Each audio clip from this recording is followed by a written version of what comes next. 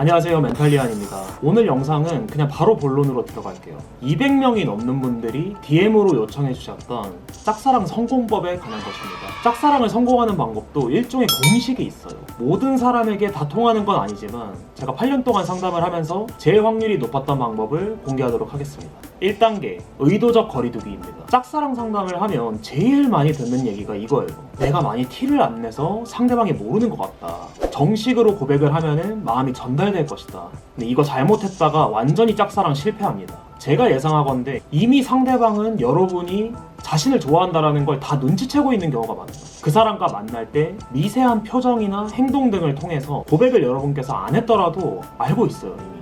이 상황에서 다시 고백으로 혼내준다? 결과가 달라질 이유가 없겠죠. 따라서 1단계, 의도적 거리두기를 통해서 상대방한테 무관심한 모습을 보여야 합니다. 그렇게 하면 끝날 것 같다고요?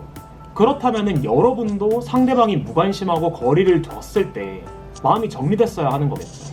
그래서 주도권을 잡는 게 가장 중요합니다. 최소 3주 이상 연락 끊기, 선톡이 오면 반드시 반나절 이상 무시하기, 이런 것들을 통해서 최소 주도권을 잡아야 돼요. 이거를 하지 않고 고백을 무한대로 날리는 경우에 아까도 말씀드렸지만 완전히 망하는 케이스들 수백 번은 봤습니다. 절대 먼저 연락하지 마세요. 연락이 일시적으로 끊기더라도 이게 훨씬 나아요.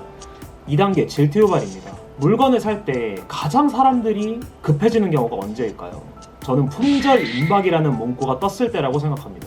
연애 역시 마찬가지예요. 상대방이 생각하기에 여러분을 누군가에게 빼앗길 수 있다라는 공포심을 자극해야 돼요. 경쟁심도 같이 부추겨야 하고요. 또 이제 그렇게 생각하시는 분들 계시겠죠. 이렇게 했다가 완전히 상대방이 포기할 것 같다. 근데 냉정하게 생각을 한번 해보세요. 지금 이대로 가만히 있으면 상대방이 갑자기 고백을 할 것 같으신가요? 네, 아니라고 봅니다.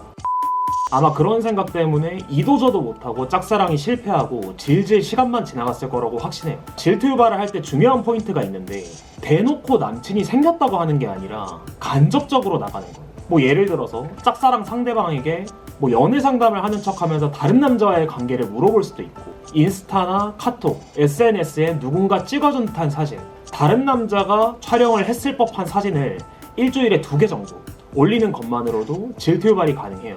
여기까지 2단계 완료입니다. 이 1, 2단계를 통해서 적어도 남자가 여러분이 고백을 했거나 굽히고 들어갔을 때보다는 여러분에 대한 생각 투자가 엄청나게 많이 늘어날 거라고 확신해요.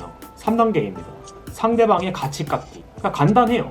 아마 지금 여러분이 애가 타는 거는 서로 친구 사이로 계속 지속이 되는데 연인으로 발전이 안 돼서 그러질 확률이 크겠죠. 이걸 역지사지로 뒤집어서 상대방한테 너는 연인으로서 탈락이야 라는 느낌을 주는 겁니다.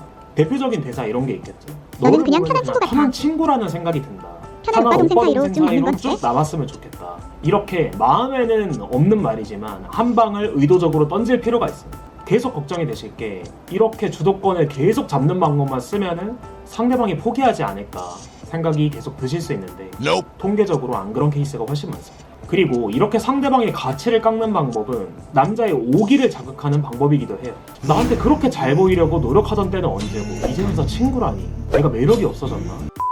등등 부정적인 생각을 하고 초조해지면서 여러분의 마음을 얻는 게 그 사람의 목표로 바뀔 확률이 커져요. 그 과정에서 이제 상대방이 고백을 해야 되고 여러분은 고백을 받아줄지 말지를 결정하는 면접관의 위치에 설 수 있는 거죠. 전세 역전이 되는 겁니다. 4단계, 마지막으로 틈 보여주기입니다. 일단 앞에서 얘기했던 1에서 3단계를 통해 가지고 우리는 주도권을 빼앗아 왔죠. 오히려 상대방이 애타는 상황이 된 거예요. 여기서 계속 주도권만 높이는 게 아니라 일종의 틈을 좀 보여줘야 돼요. 보통 제가 상담을 하면은 1단계에서 3단계까지 상대방한테 주도권을 높이면서 재미를 보신 분들이 끝까지 주도권만 높이는 경우가 있어요. 이럴 경우에는 희박한 확률이긴 하지만 남자가 틈이 없다고 느껴가지고 약간 접근하기 어려울 가능성이 존재해요. 그럼 안 되겠죠. 이때는 네가 접근하면 나도 받아줄 수도 있어 라는 힌트를 줘야 됩니다. 이때 방법은 쉬워요.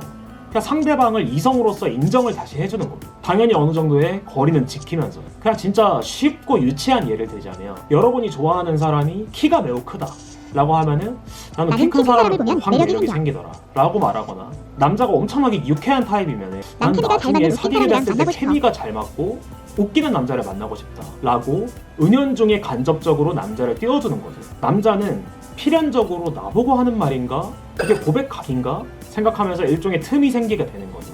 마지막으로 여기서 여자분의 대처와 남자분의 대처는 달라야 돼요. 여자분은 아무리 1, 2, 3, 4단계를 잘 밟았다고 해도 절대 먼저 고백을 해서 안 돼요. 왜냐하면은 기본적으로 남녀 커플 통계를 보면은 남자가 먼저 대시를 하는 경우가 되게 많죠. 여자분은 고백을 받고 받아줄지 말지를 고민하는 포지션으로 가야 돼요. 1, 2, 3, 4단계만 잘 밟았다면은 고백 확률은 몇 배로 뛰게 됩니다. 반대로 남자분은 3단계까지 잘 밟아오셨다면은 직접 고백을 할 필요가 있어요. 물론 분위기를 봐서 해야겠죠. 근데 여자분들은 종종 남자가 엄청나게 마음에 들어도 고백은 조심스러워하는 경우가 많기 때문이에요. 단계를 잘 밟아왔고 상대방이 나에 대한 관심이 드러난다면 남자분이라면 그때는 정식으로 예의를 갖춰서 고백을 할 필요가 있어요. 참고로 제가 이렇게 얘기하는 건 남녀 차별이 아닙니다. 남녀의 본성에 따라서 접근 방법이 달라야 한다는 얘기예요. 오늘 영상은 여기까지입니다.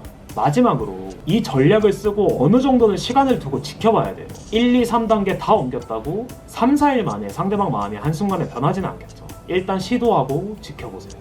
오늘 영상 여기까지입니다. 감사합니다.